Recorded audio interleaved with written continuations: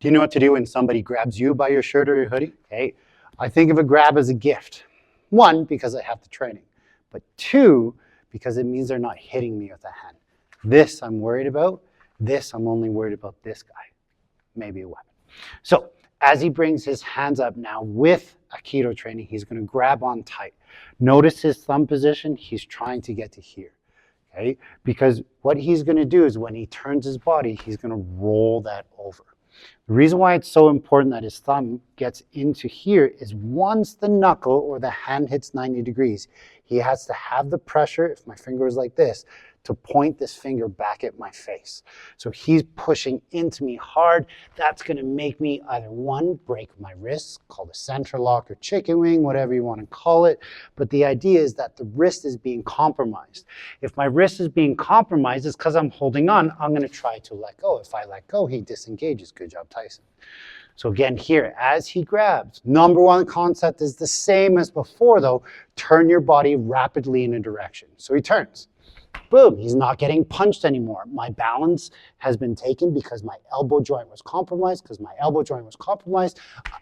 balance is compromised. So now, how's his position on the thumb? It's pretty good. But a lot of people are like, Sifu Kevin, I got tiny little hands. He's got big hands. That might be hard to get. You're right. So now you have to have your shoulder pinned into that hand. Now the shoulder is what's going to do the work. So he's driving in and getting. The reason why I'm tapping is because I'm feeling my wrist break.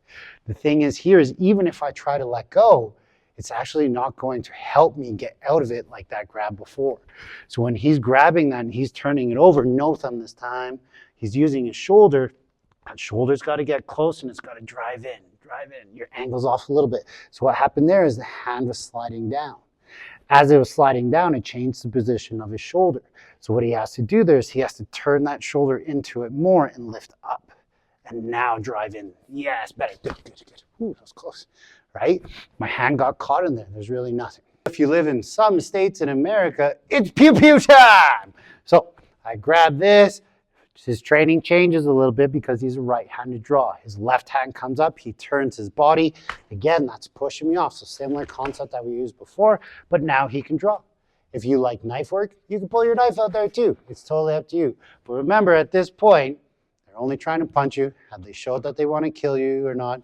Yeah, I don't know if that's so justifiable. Number one rule of self-defense is what? Don't let somebody get close enough to grab you. If I'm close enough to grab somebody, they're not good at situational awareness. Everything could have been prevented. It's not prevented anymore. So now you got to train. So go train your ass off. Stay safe.